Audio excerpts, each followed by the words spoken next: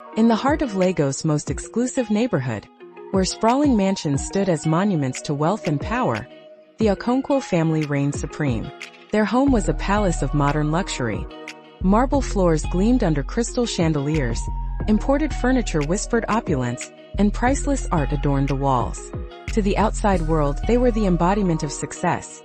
Chidi, the self-made tycoon whose name commanded respect. Ngozi, his elegant wife who turned heads at every gala. And their seemingly charmed life that others envied. But perfection is often an illusion. Beneath the glittering facade of their mansion lay a truth darker than anyone could imagine. For Ngozi, the woman who appeared to have it all, life was not a dream. It was a carefully constructed prison. The head of the household, Chidi, was more than just a successful businessman. He was a man obsessed with control, ruling his empire, and his family with an iron fist. His sharp suits and commanding presence masked a ruthless nature. Behind closed doors, he was no longer the charismatic mogul but a tyrant who demanded absolute obedience. And then there was Ngozi. To the world, she was the epitome of grace, a vision in designer gowns, her laughter echoing at high society events. Yet, those who looked closely might notice the faint sadness in her eyes, the subtle tension in her smile. Beneath her polished exterior, Ngozi carried a weight too heavy to bear. On the surface, their life seemed like a fairy tale. Luxury cars lined the driveway, extravagant parties filled their weekends, and vacations took them to the most exotic corners of the globe. But behind the scenes, Chidi's dominance poisoned every aspect of Ngozi's existence.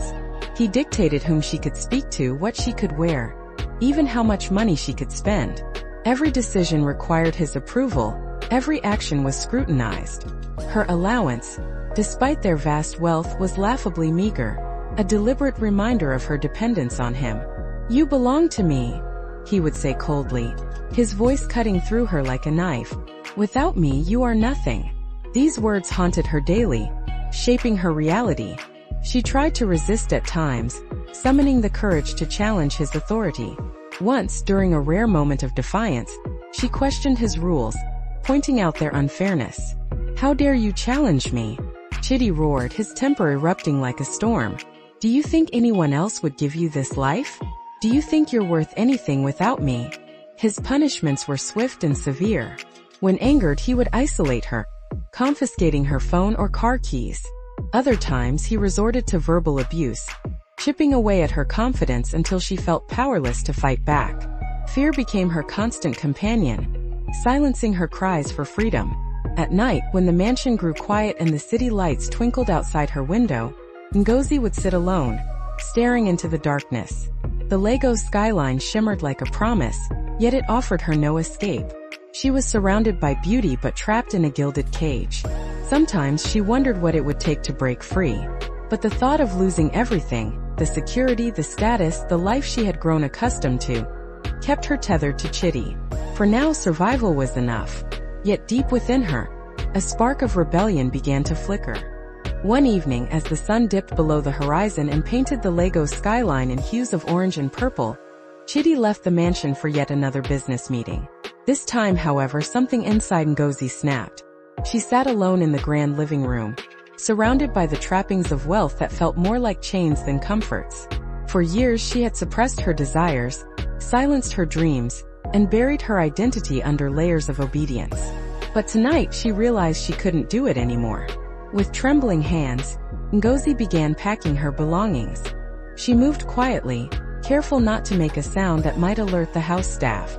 As she folded her clothes and gathered her jewelry, a wave of both relief and terror washed over her. Leaving Chidi meant risking everything, the security, the status, the life she had grown accustomed to.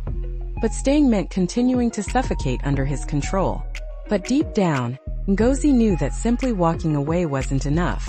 Chidi had eyes everywhere. His influence stretched far beyond the walls of their mansion. If he discovered her escape, he would hunt her down, using his wealth and connections to punish her. She needed a plan, a way to ensure her freedom once and for all. Her thoughts turned to Emmanuel, an old childhood friend she hadn't seen in years. Emmanuel had become a lawyer, specializing in family law and domestic disputes. Though they had drifted apart, Ngozi hoped he might still care enough to help her. After much deliberation, She sent him a cryptic message asking to meet in secret. They arranged to meet at a quiet cafe on the outskirts of the city, away from prying eyes. When Ngozi arrived, her heart raced with a mix of hope and dread. Emmanuel greeted her warmly but quickly grew serious when she explained her situation. "Do you have evidence of his control?" he asked, his tone professional yet compassionate. Ngozi nodded, pulling out her phone. "I've kept all the messages where he threatens me, and the bank statements showing how he restricts my spending. I've been documenting everything for months just in case." Emmanuel studied the documents carefully, his brow furrowed in thought.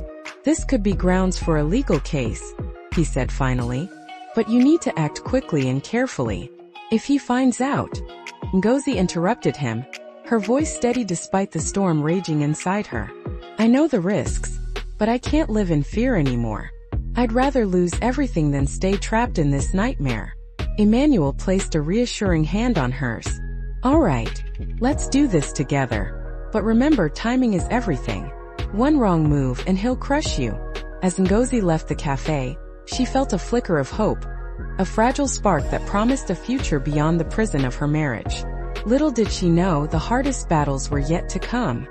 The next morning, Ngozi woke up with a renewed sense of purpose. She knew that gathering evidence against Chidi was her only chance at freedom, but she also understood the risks involved. Every step she took felt like walking on thin ice. Any misstep could shatter her carefully laid plans. Armed with determination, she began rummaging through Chidi's office, searching for anything that could expose his manipulative and controlling behavior. Chidi's study was a fortress of secrets, filled with locked drawers, hidden compartments, and stacks of documents. Ngozi worked methodically, her hands trembling as she sifted through papers and files. Just when she thought she had found everything she needed, bank statements, threatening messages, emails detailing his illegal business dealings, she stumbled upon something that made her blood run cold. Hidden in a secure folder on his computer were recordings of his private phone conversations. At first, Ngozi hesitated to listen, knowing how dangerous it might be to pry into such sensitive material. But curiosity and desperation got the better of her. As she scrolled through the files, one name caught her attention. Obinna, her own brother. Her heart sank as she pressed play. The voice on the recording was unmistakably Obinna's. "Don't worry, I've got everything under control," he said casually, his tone betraying no hint of guilt. "She'll never know the truth." Ngozi froze, the world around her spinning out of focus. Her knees buckled, and she collapsed into the chair behind her. The betrayal cut deeper than any wound Chidi had ever inflicted. It wasn't just him who had been controlling her life. It was her own flesh and blood, the person she trusted most in the world. With shaking fingers, she dialed Obinna's number. When he answered, his cheerful greeting only fueled her anger. "What have you done?" she screamed into the phone, her voice breaking. "How could you do this to me?" Obinna stammered, clearly caught off guard. For a moment there was silence on the other end of the line. Then reluctantly he confessed. "Chidi paid me to help keep you under control. He promised to fund my business if I kept an eye on you. Ngozi, please understand. I didn't mean for it to go this far." But his excuses fell on deaf ears. Ngozi ended the call abruptly, tears streaming down her face. She felt utterly alone, betrayed not only by her husband but also by her family. The weight of the revelation crushed her spirit, leaving her hollow and broken. For hours she sat in the dimly lit office, staring blankly at the wall. How could she fight back when everyone she loved had turned against her? Yet amidst the despair, a spark of resolve flickered within her. If they thought she was powerless, they were wrong. In the days that followed, Ngozi transformed her pain into action. Broken and betrayed by everyone she once trusted, she realized that the only way to reclaim her life was to destroy the foundation of her past entirely. She gathered every incriminating document she could find, not just those related to Chidi's control over her, but also evidence of his widespread corruption and tax evasion. These were crimes that would bring down even the most powerful men in Nigeria. Under the cover of darkness, Ngozi sent the documents to the tax authorities, investigative journalists, and watchdog organizations. She included detailed notes explaining each piece of evidence, ensuring there was no room for doubt. Once the information was out of her hands, she disappeared without a trace. Days later, chaos erupted. Chidi was arrested in a high-profile raid, his empire crumbling under the weight of scandal. Headlines blared across newspapers and television screens. Business tycoon exposed for massive fraud, and the fall of Chidi Okonkwo.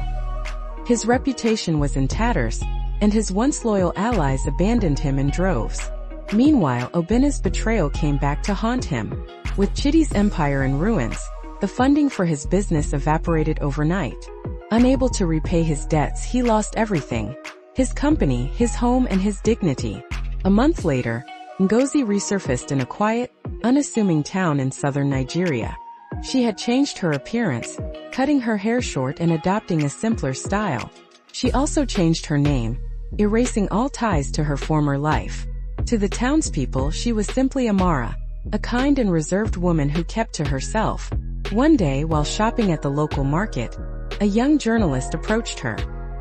He had recognized her from old photographs published during the scandal. "Why did you do all this?" he asked cautiously, unsure whether she would answer. Ngozi paused, her lips curving into a faint smile. Her eyes, once clouded with sadness, now radiated peace and strength. "Because sometimes," she said softly, "to be free, you have to destroy everything that holds you back." The journalist left with more questions than answers, but Ngozi didn't care. She had finally found her freedom, a hard-won liberation that came at great cost but was worth every sacrifice.